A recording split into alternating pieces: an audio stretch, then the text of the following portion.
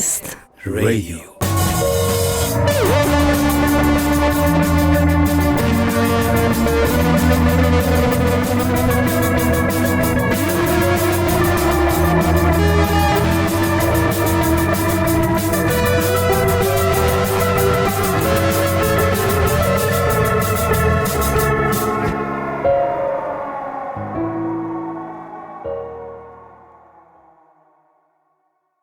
Unrest Radio.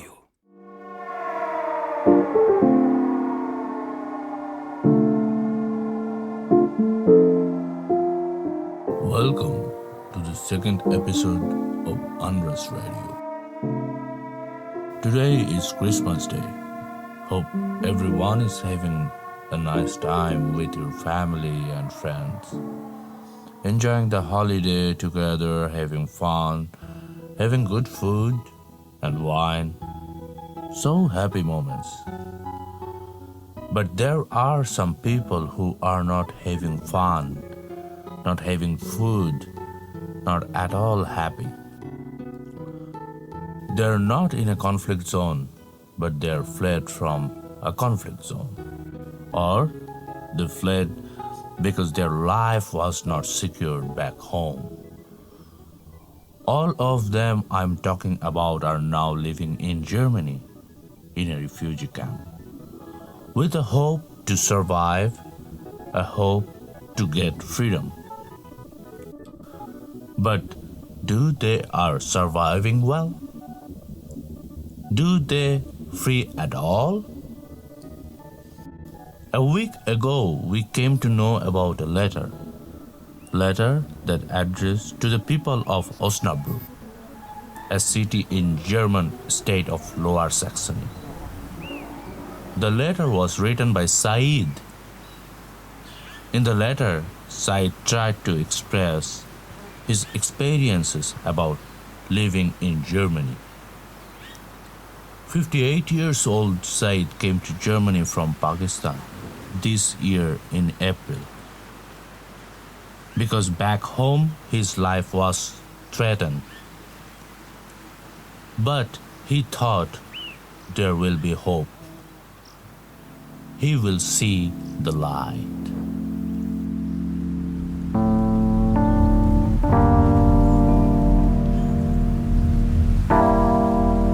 Once I came from back home, I saw the tunnel.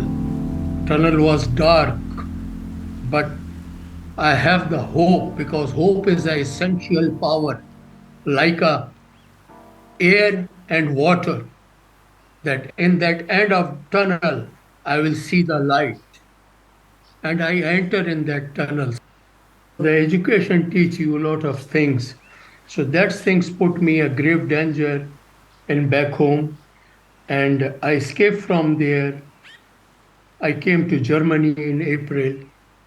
And once I came in April in Germany, before I was thinking that might be I will be breathed and get the freedom and get the justice in Germany. But once they put me in the camp, in Osnabrück camp, refugee camp, I saw the people, the refugees, the kids, the women, they are living in vulnerability situation. Something is wrong here, because people, they are sad and scared. They are not getting a proper food. They are not getting a medical, nothing. I am a PhD in criminology. I am a master's in English from back home. So once they see my education documents and my experience, they put me in information department in the camp to help the refugees and translate. They issue me the card, which card always I am hanging in my neck. So people step by step coming to me with their complaint. And their complaint I am taking to the social worker taking to the people, and I to higher authorities, and I tell to the social worker that something is going on here, negligence, which is no good. People are not getting their foods, not their rights. Security, they are treating them like an animal, which is no good. So I put their complaint to the social worker and social in the written I am putting, and I give it to the social worker to send this and complaint to the higher authorities, but they are not replying back. 3 months, 4 months. So I try to raise my voice. Once I raise my voice, this thing start with me. They are giving me trauma, problems. So once I go on the food kiosk and the line to get the food, lunch or dinner, so it's a big line up over there. Around 20, 30 people standing. Turn by turn, they are getting a lunch and dinner. Once my turn came, suddenly the security guards came. You go on another kiosk. I have to comply his order. Once I go on another kiosk, there is again big lineup. Then I have to stand there. Once I go to the social to get the money, once I give my yellow card, everything is in progress. Then suddenly security guard came and he tell to the social worker that give his yellow card back. He is out of the line. So you go stand in the line again. And that kind of traumas they are giving me. Hard time. I went to the medical that I am feeling pain in my shoulder. Give me some painkillers or something. They say, no, we cannot do it like this unless you have an emergency. So I asked with the nurse that, can you brief me the definition of emergency? What is it in your mind, the emergency, to have to come on the stretcher? I am feeling the pain. I need some kind of medicine. So they say, no, you have to come. We cannot provide you the medicine. You have to go and buy your own self. So that kind of trauma they are giving me over there. And once I see the kids that they don't have a baby foods there, they are hungry. The kids, the small kids, babies, they are eating a food which the elderly people they are eating. The two breads, one small butter, one jam. That's it. That's a dinner. Only lunch they are giving, little bit rice, little bit pasta. When you are feeling hungry more, you are going to get more. They are yelling on you that no, we don't have a food and no this. So we came back again, and we are waiting for 4:30 that we got again food on 4:30. So we will fill it up again our stomach.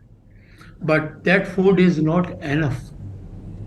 Not enough that food. So many times I am sleeping empty stomach at night time. They are not providing a proper food. They are not giving a kids foods, a small 3 years old kids. And once I see, I feel sad.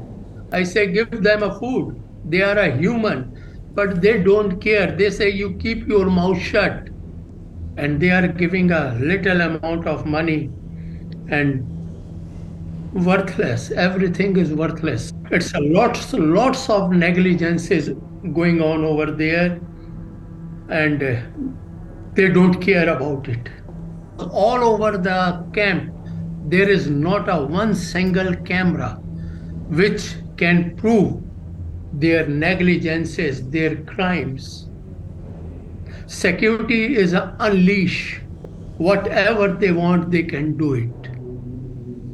People, they are living vulnerable. They want to speak, but they are not allowing them to speak.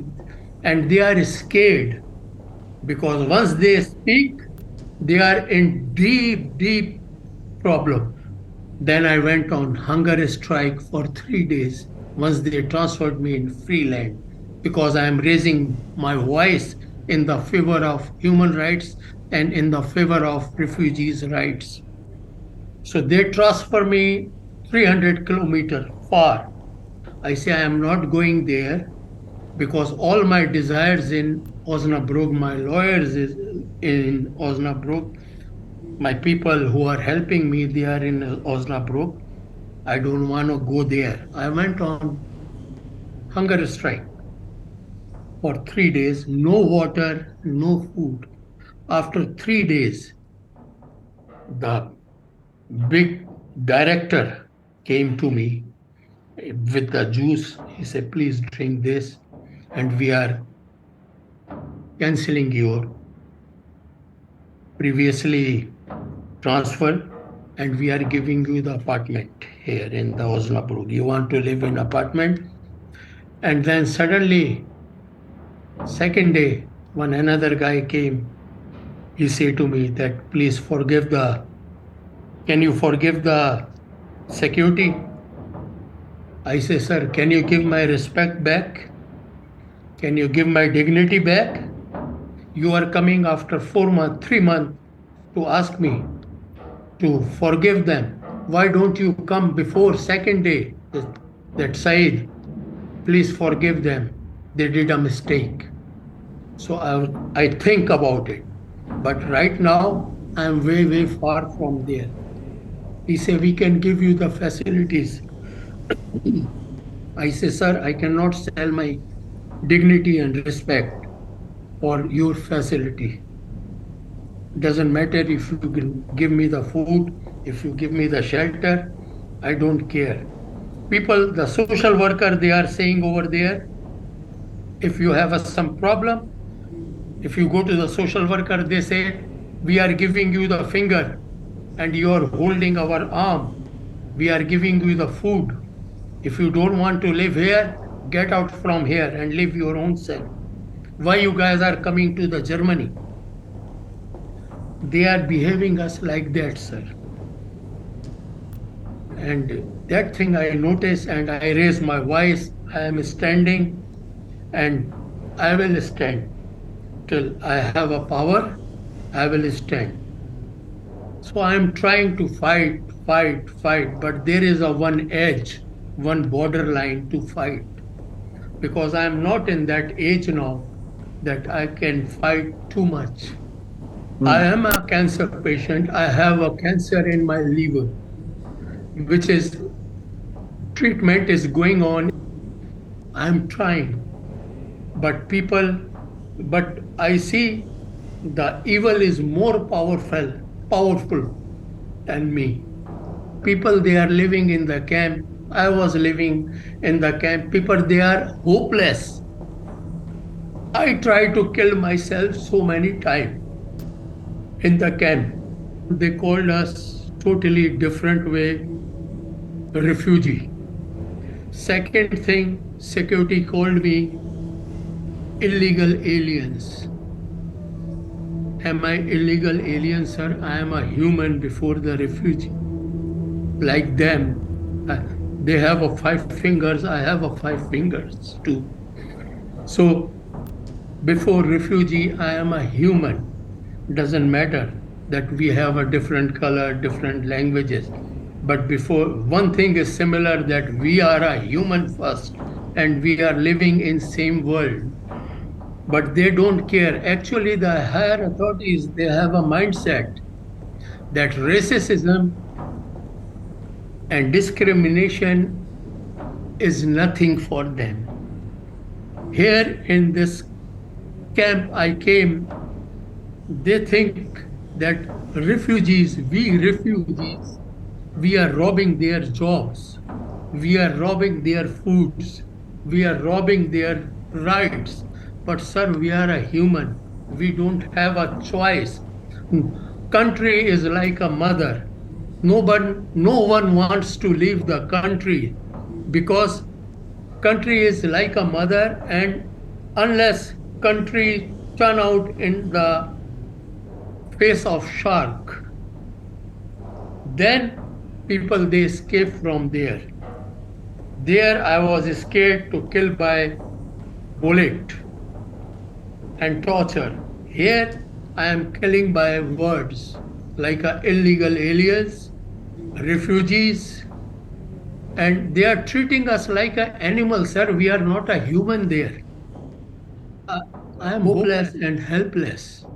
I am trying to survive. I have a little bit hope, but once I see that they are doing whatever they want, then, sir, this life is not worth it.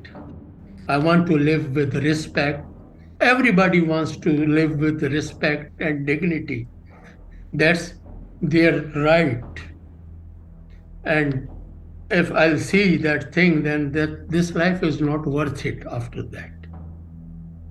I wrote it in the letter that please take a stand before it's too late. Let's see what happened. But I want to live with the dignity and respect, sir, in the Germany. Germany is well branded through the corporate media industries due to its welcoming political approach towards displaced migrants, or what they call refugees. Said's experiences, along with the others living in the Osnabrück refugee camp, drag us to identify the picture of the other side of the coin, which is predominantly hypocrisy. It is obvious that this welcoming branding approach is a tool to hide the fact that people are treated brutally in an inhuman way in the refugee camp. In the camp, a private security force is hired by the German authority. When this security force is abusing power and people living in the refugee camp are suffering, then this situation is very alarming because it seems like an intention to create this frightening atmosphere in the camp. We wanted to talk about this with a local group called No Lager Osnabrück to get more context about the ongoing situation.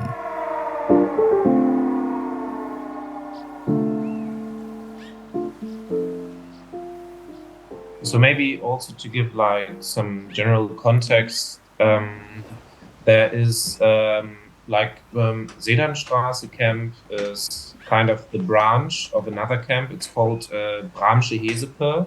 That's a bit outside of Osnabrück, and that camp in Bramsche Hesepe is there for already, I think, 22 years. So they opened the camp for refugees in 2000, and the branch in Sedanstraße opened in 2015.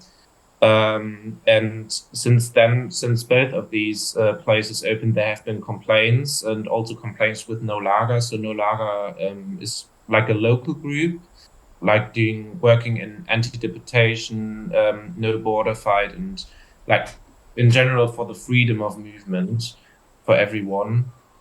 And since the start of the camp in Hesepe, No Lager was found and had like a focus on the camp in Hesepe. And since Sedanstraße opened, we're also trying to work there and get in contact with the people, because as Said said, it's really hard for the people to get out, to speak up, because it's quite a, like a closed up place, these camps, Hesepe and Sedanstraße. People, they're allowed to go out, but it's not wanted, kind of. So people stay together, stay in these camps, and I think it feels like a prison to many of them. And if they're, and it really sounds like one.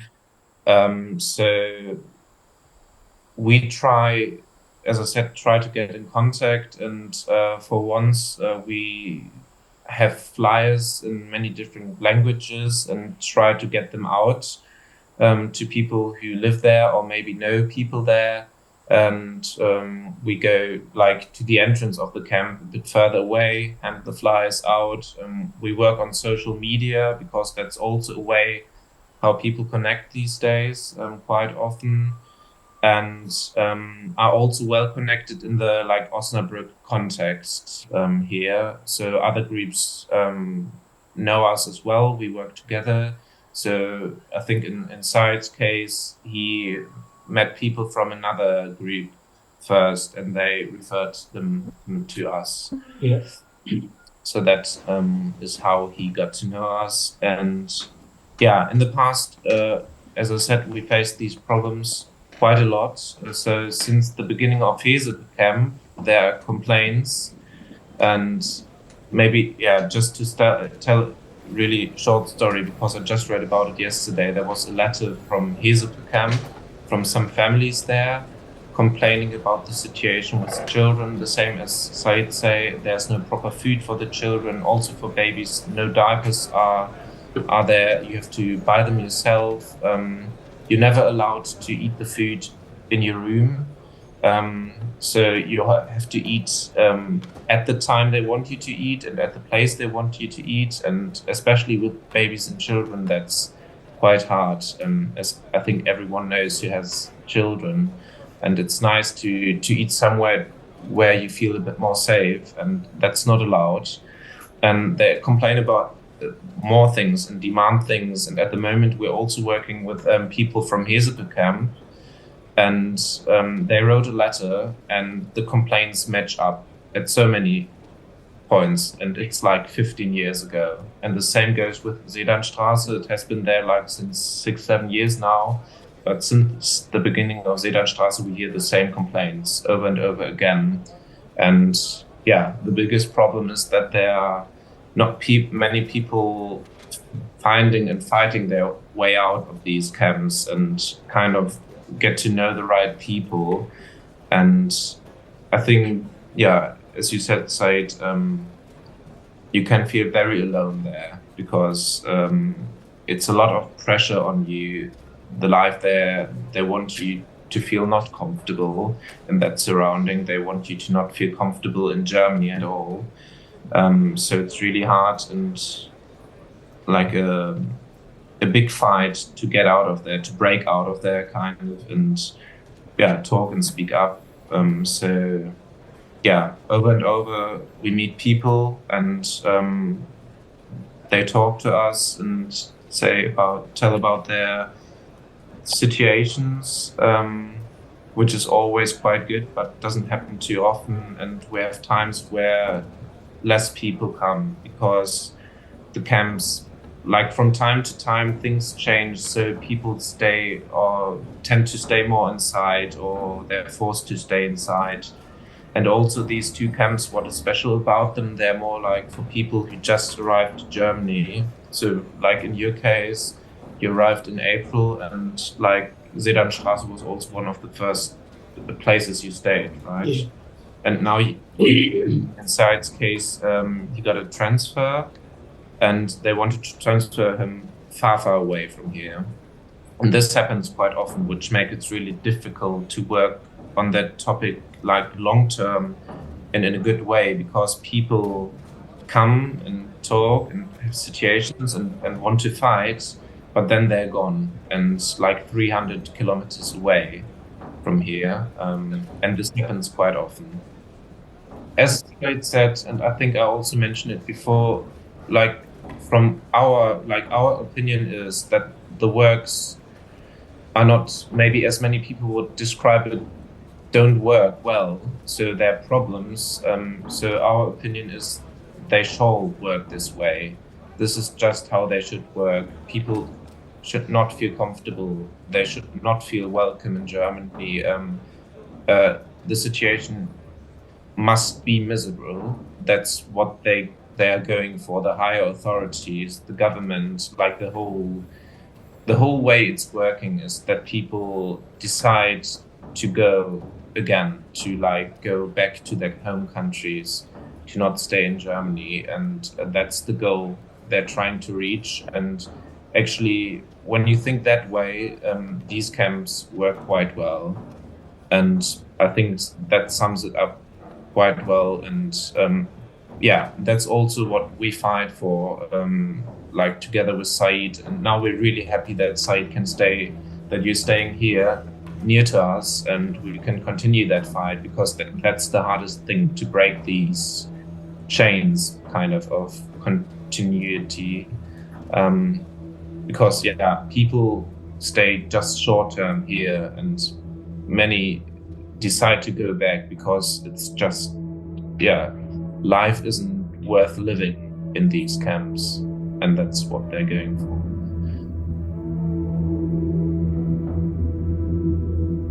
More than 82 million individuals have been forcibly relocated since World War II. Most people move within or near their home country or even far. Many migrants, especially those who are skilled, economically secure, and welcoming in their host countries, do not share the struggle or the deep historical dislocation of the post-colonial. However, those many millions of immigrants who cross borders and live fragile life in inhospitable circumstances do share the context of the post-colonial. Ultimately, this issue is one of class, suppression, and exploitation. The parity between the post-colonial and the migrant brings to light the crucial question of persisting empire in the age of globalization. And this ongoing process is the ideology and practices of capitalism. Unrest Radio is thankful and grateful to Said for being outspoken to share all the disturbing experiences which are going on in the Osnabrück refugee camp. At the same time, Said's fight by raising his voice against the living condition and all sort of racism and discrimination in the camp for everyone is very inspirational. Said and all people living in the refugee camp deserves justice and better living condition as their human rights.